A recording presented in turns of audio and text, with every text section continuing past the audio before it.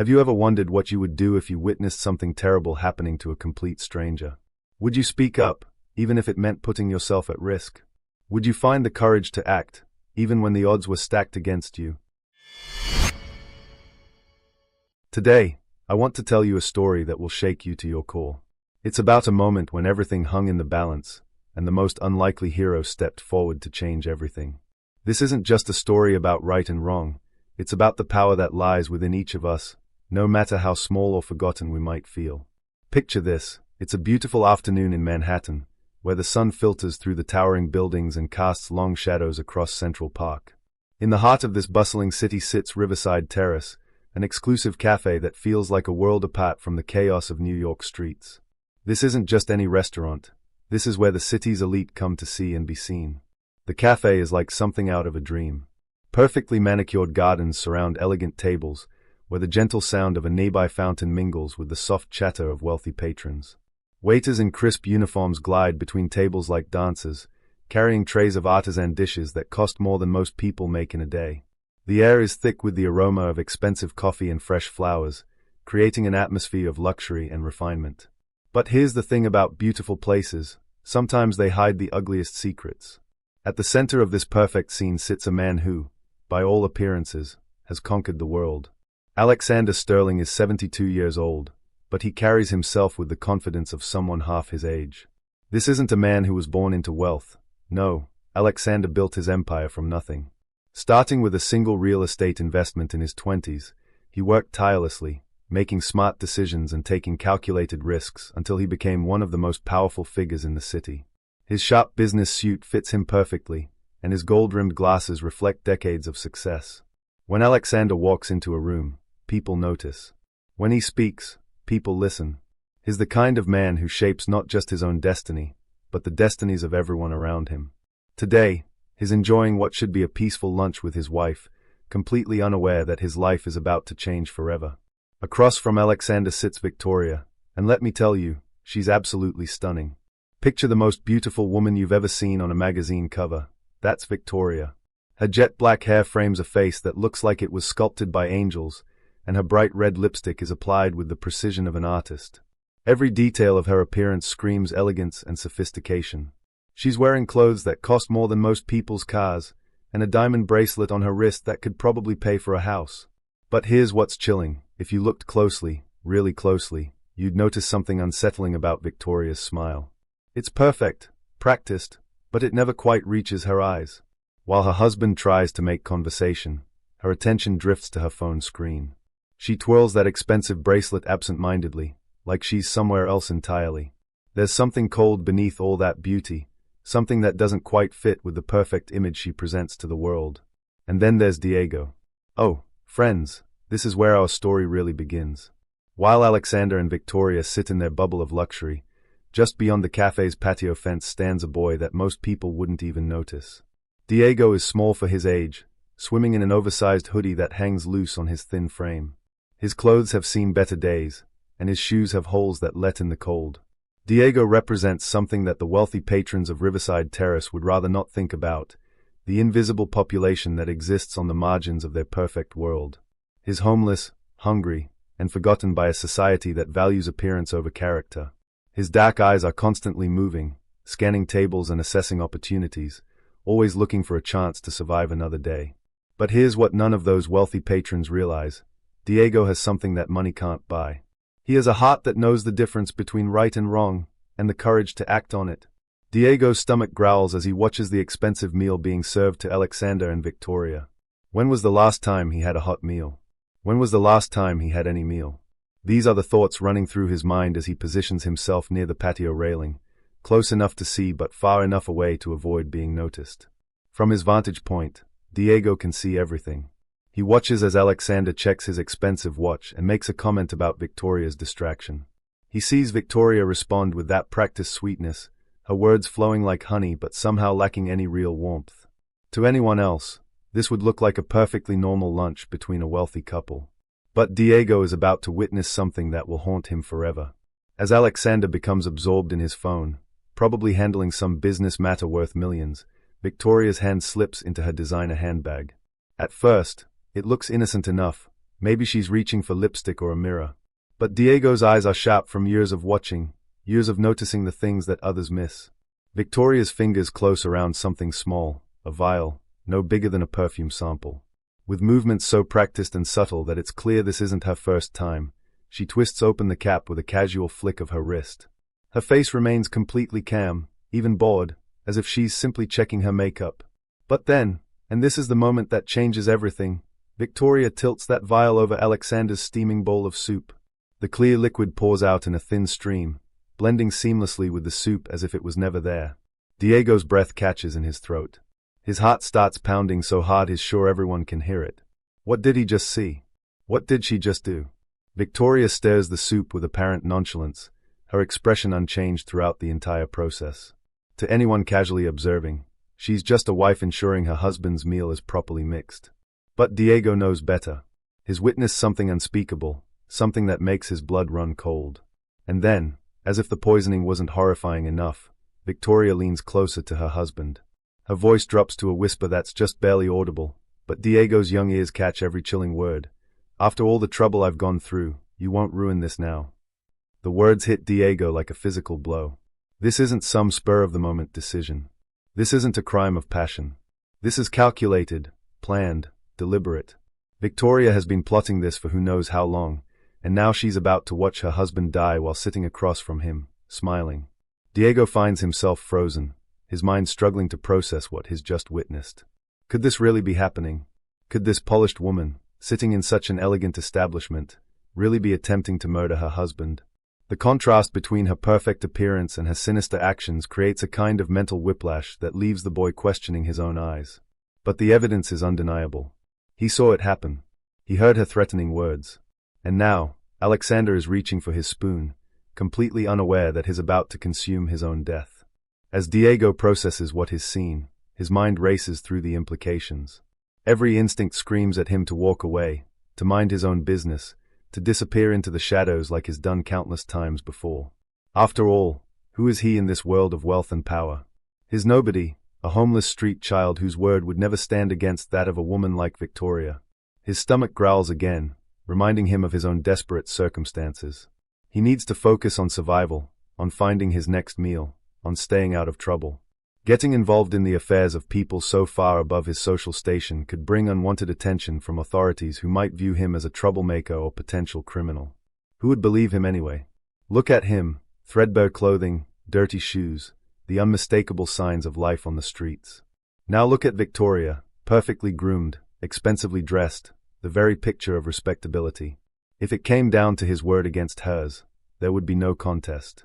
The safe choice, the smart choice, would be to slip away unnoticed. He's learned how to become invisible when necessary, how to fade into the background until people forget he was ever there. That's how he's survived this long on the streets, by avoiding conflicts, by staying out of situations that could bring trouble. But as Diego watches Alexander's spoon hover over that poisoned soup, something deeper than survival instinct kicks in. It's his conscience, his fundamental understanding of right and wrong. It's the voice inside him that knows some things are more important than personal safety. This man, this stranger, has done nothing wrong. Alexander Sterling may be wealthy and powerful, but he doesn't deserve to die. And Victoria, for all her beauty and elegance, is about to commit cold-blooded murder. Diego clenches his fists, his nails digging into his palms. The moral weight of the moment presses down on him like a physical force. He could save a life, but it would mean risking everything. He could stay silent, but it would mean watching an innocent man die. The seconds tick by like hours. Alexander adjusts his glasses and lifts the spoon toward the soup. Diego's heart pounds so hard it hurts. Time seems to slow down as the spoon dips into the deadly mixture. And then, without allowing himself time for second thoughts, Diego pushes away from the railing. His legs feel like they are made of lead, but somehow he finds the strength to move. He marches directly toward Alexander's table, his determination growing with each step. This is it. This is the moment that will define not just Diego's life, but the lives of everyone at that cafe. This is the moment when a forgotten boy decides that some things are worth fighting for, no matter the cost. As Alexander raises the spoon toward his lips, Diego's voice cuts through the peaceful afternoon air like a lightning bolt. Don't eat that. The effect is immediate and electric. Every conversation in the cafe stops mid-sentence. The gentle clinking of silverware falls silent. Heads turn in unison toward the source of the disruption, their faces showing a mixture of confusion, annoyance, and shock. Alexander freezes with the spoon mere inches from his mouth, his eyes widening as they lock onto Diego's desperate face. For a moment that stretches into eternity, the two of them stare at each other, the powerful businessman and the homeless boy, connected by a moment that will change both their lives forever. Victoria's reaction is swift and venomous. Her carefully maintained composure shatters like glass as she whips around to face Diego, her beautiful face twisted with rage.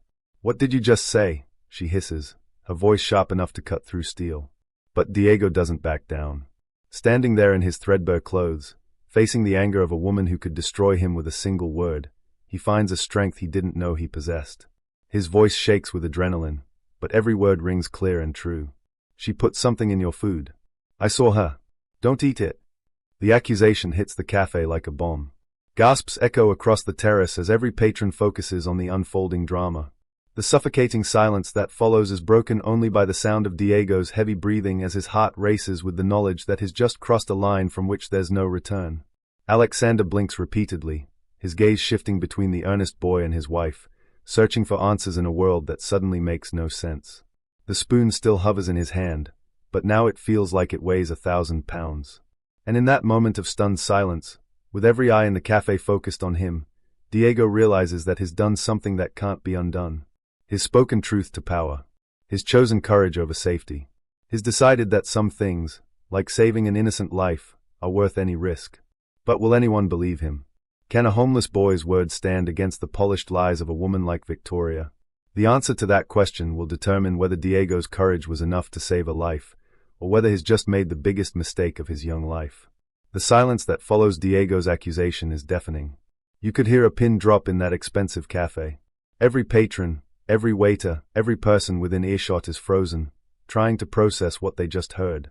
A homeless boy has just accused one of the city's elite of poisoning her own husband. It's the kind of accusation that could ruin lives, destroy reputations, and change everything. Alexander Sterling sits motionless, that spoon still hovering inches from his lips like a weapon he's afraid to use. His aged hands tremble slightly, not from weakness, but from the shock of what he's just heard.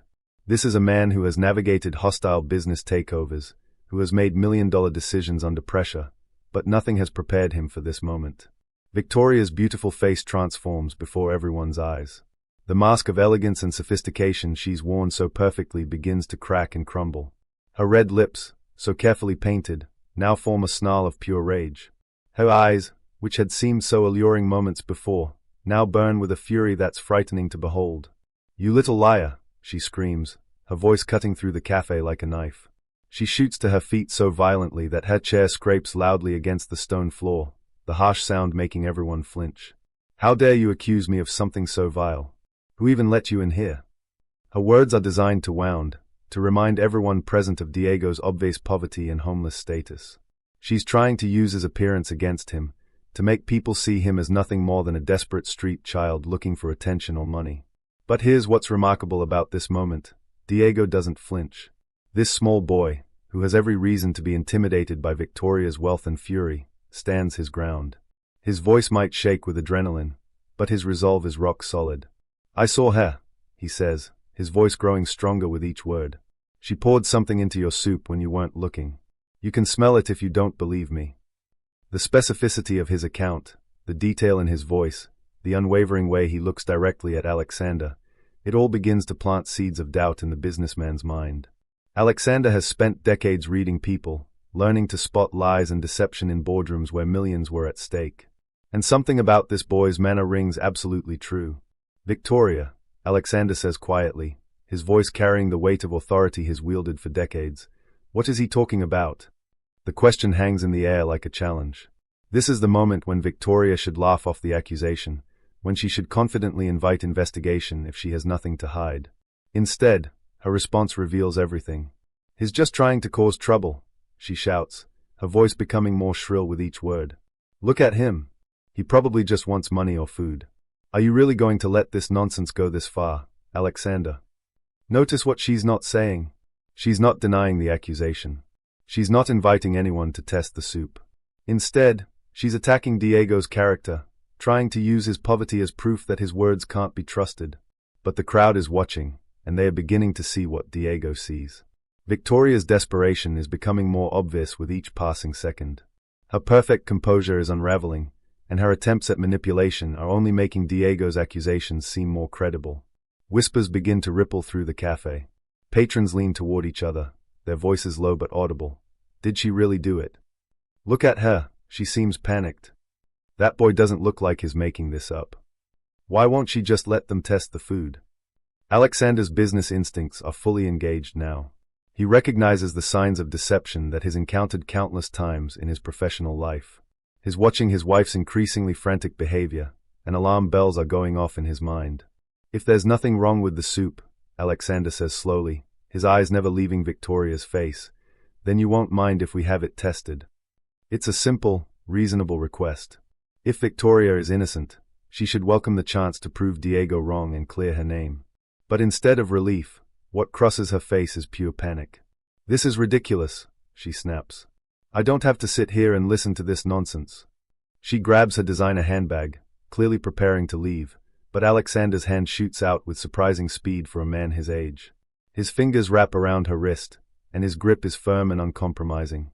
You're not going anywhere, he says, his voice quiet but carrying unmistakable authority. Not until we get to the bottom of this. The cafe has transformed into something resembling a courtroom, with Diego as the key witness, Victoria as the accused, and Alexander as the judge trying to determine the truth.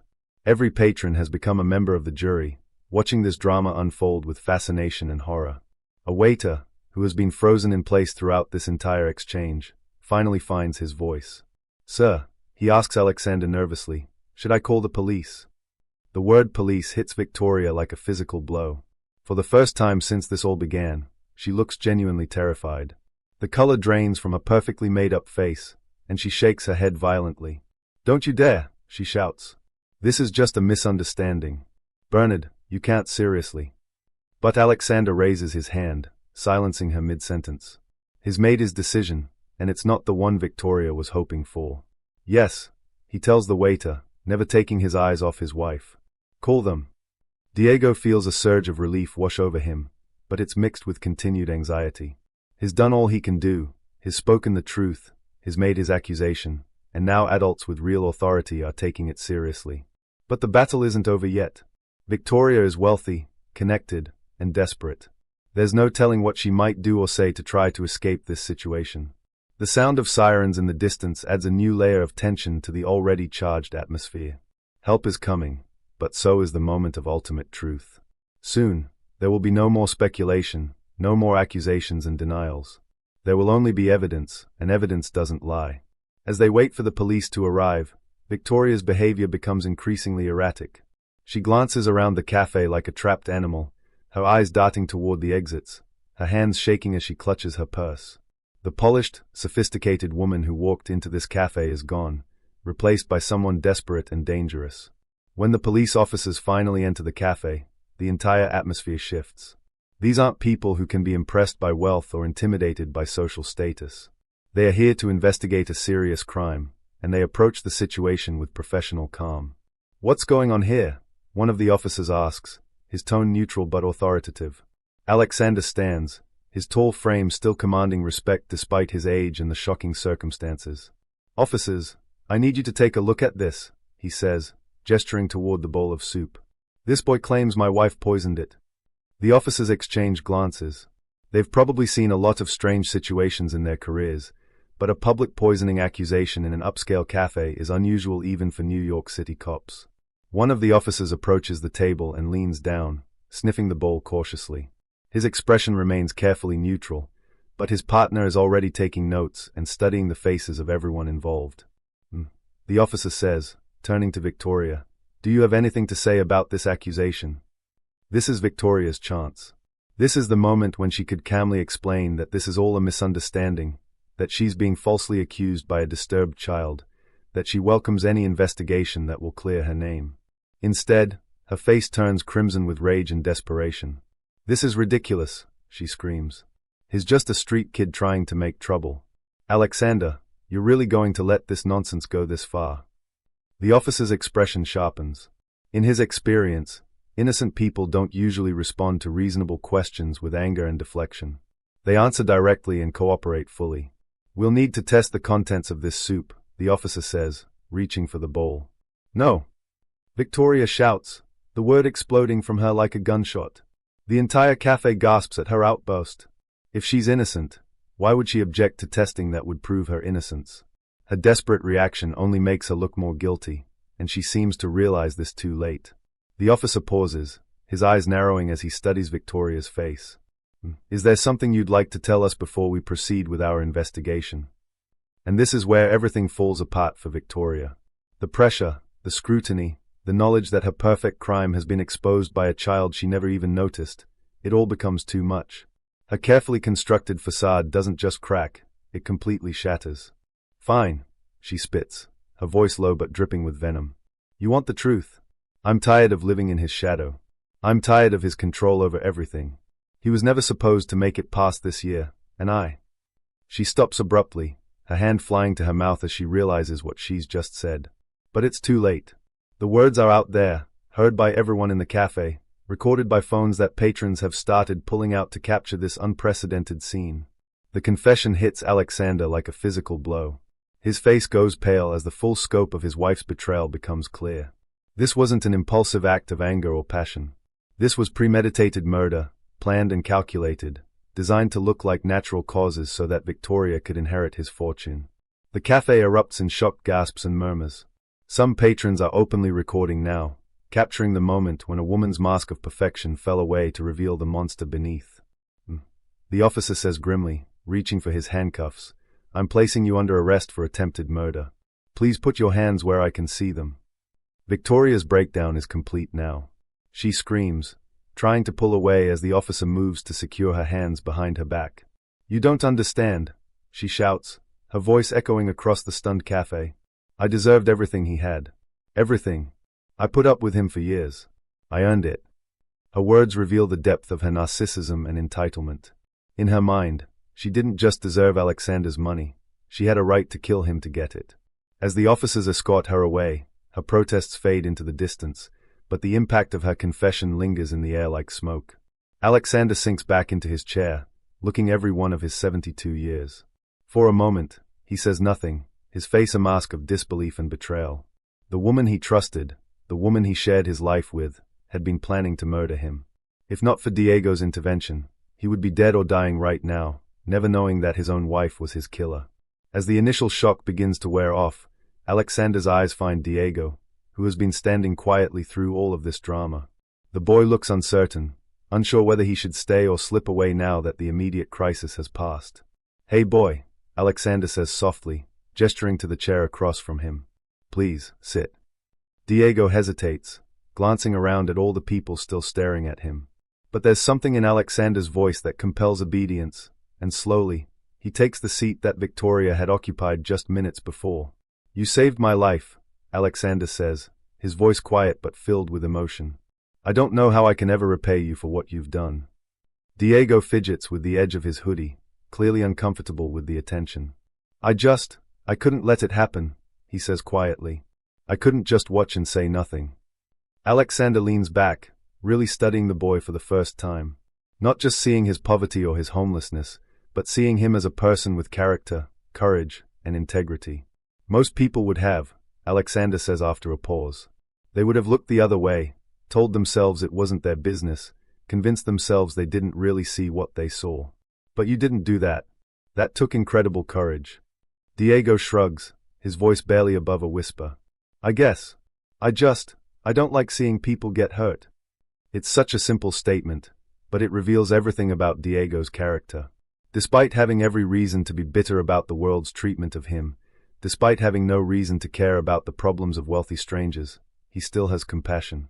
He still has a moral compass that points true north. Alexander pulls out his phone and steps aside to make a call.